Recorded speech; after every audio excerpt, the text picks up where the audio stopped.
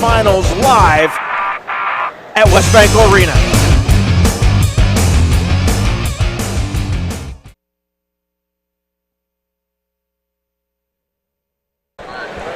And we're back live at West Banco Arena, the Ron Mock OVAC Wrestling Tournament. Ron Mock OVAC Wrestling Tournament presented by WTOV9 is brought to you in part by West Liberty University, the original Nardoni Chiropractic in Wheeling, and Ohio University Eastern. Break out the shovel, it's snowing. I've done too much of that the last 2 days, shoveling snow. Seth Stasky there from the Times Leader. What a great job he has done covering the tournament for our media partner, the Times Leader, over the weekend. And we're getting set to go back to the mat at 182 pounds. Representing Big Red with a record of 13-13, he's a senior, Davon Wicker. And your 182-pound championship matchup, Stephen Brogle of Parkersburg South, with a record of 30-5, taking on Nate Constant of University, which is in Morgantown. And he is 26-5. He's a junior. That's your Ohio University Eastern Campus 182-pound championship matchup. Let's take a look at how they got here. Brogle defeating Jarrett Wright of Magnolia in the quarters and Luke Bronlake of Wheeling Park in the semis. Constant defeating Devon Wicker of Big Red in the quarters and Jeff Oberdick in the semis. Would have been the matchup. The Constant here, Wheeling Hospital championship matchup on the road to finals. Talk to me, Coach, about the Oberdick situation. I believe that was an injury to fault. Yeah, it's just a terrible situation. Oberdick just keeps getting concussions, and his dad is smarter, knows that the big picture is not wrestling, and just keeps getting concussions. Oberdick, outstanding football player, missed most of the season because of a concussion. Came back, he was wrestling, won last night in the quarters, but could not go today and did not wrestle. So an injury default, and Oberdick looked pretty doggone impressive last night in the quarters. He's a stud. I mean, that kid, I definitely would say would have been wrestling in the OVAC finals, but what can you do? His dad, again, smart enough to know that the big picture is just, life's quality itself. Yeah, that's it. So sorry for that situation, but that just is terrible. But his dad's a good dude, and his dad's, you probably battled against Coach Oberdick there for a while, right? Yes, several years. And Oberdick, one of the big family names in the OVAC wrestling. Yeah, our thoughts and prayers definitely go out to him, and I'm sure that he's going to get back right where he needs to be. Well, Constant out of University, 26-5. He is in the gold, the San Francisco 49er looking singlet.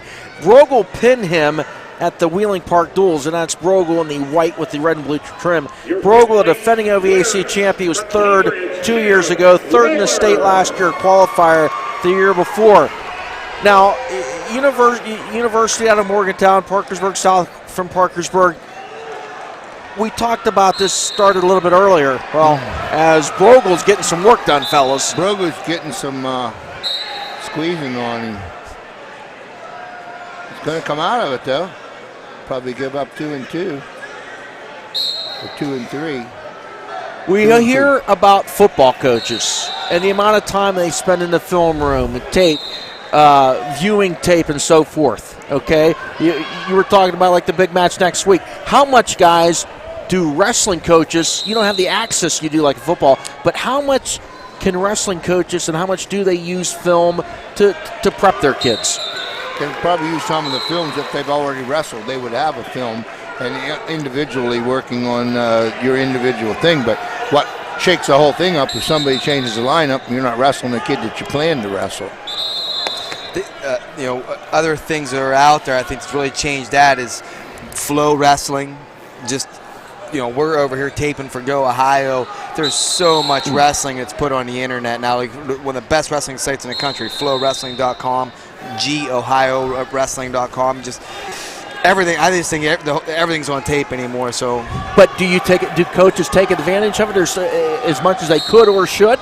I don't think they take advantage as much as they should, for sure. I definitely think that from a coaching standpoint, say for Pee-wees, I know like Pee-wee wrestlers now have a huge advantage. They can go on to Flow Wrestling and watch the Brands brothers wrestle from 20 years ago, and just, I mean, how nice would that be to be able to go on and, you know, as a young wrestler, learn how to wrestle, to start watching video of the Brands brothers and whatnot. So I think definitely I use technology for what it's worth, and you can learn a lot about wrestling. But as far as just, well, you might have a guy that he might have one move or two, and that's about it. Most wrestlers do have 4 moves that are just their bread and butter, but you know, when you study it, and next thing you know, you get hit in that move. That's just how good they are at that move. But it's always interesting when a guy has 1 or 2 moves and he gets shut down.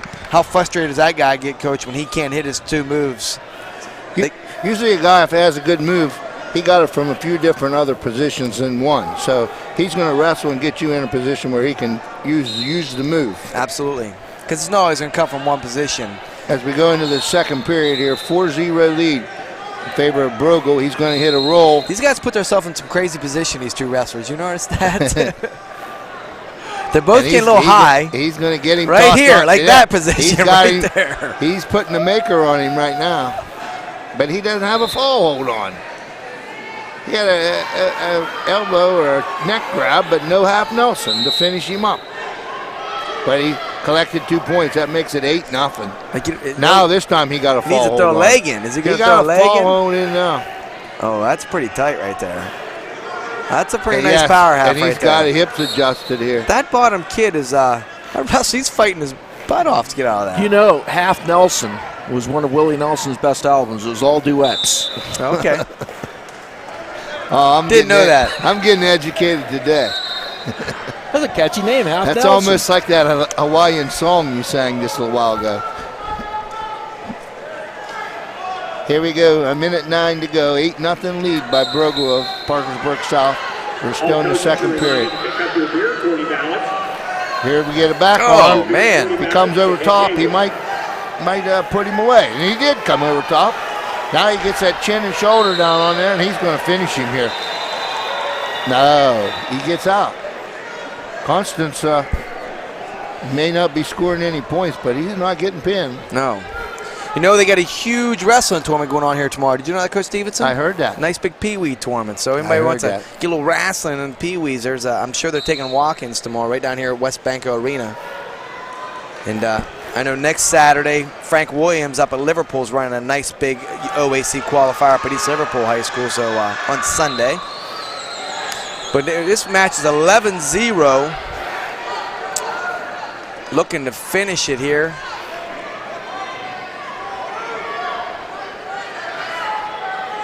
University is fighting through this. He's got himself in some awkward, painful-looking positions, but he is fighting through. There's going to be some backs right there. Maybe he should have kept that half in there. And at the end of 2 periods, the score 11-0, Brogle leading. Guys, I want to pass on some breaking news in the world of sports. College football's all-time winningest head coach, the legendary Joe Paterno at Penn State, has just passed away this evening. So Joe Paterno, longtime head coach of the Penn State Nittany Lions, passing away. That news just coming across. Well, we knew he had lung cancer and just whatnot. Lung cancer is pretty tough business to come back from. So here we have another injury. Tough year for Coach Paterno for sure. Oh, we had a fall. OVAC champion. Here we see the end of the match. Brogle catching him in a little bit of a Navy ride back trip. Knocked the wind out of him, I think. That's so sure the guy wasn't hurt before he got pinned. Right. Knocked the wind out of you right there, Coach. Must have been his knee. And Stephen Brogle makes it back-to-back. Brogle of Parkersburg South, a repeat OVAC champion.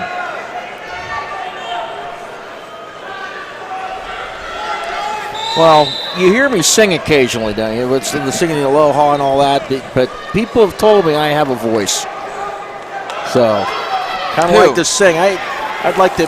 Oh, you know what? They're messing with me in the truck because I had that all set up. It's the Smash, and we'll talk about the voice later. But the Smash, a great news show coming up. It's open to rave reviews.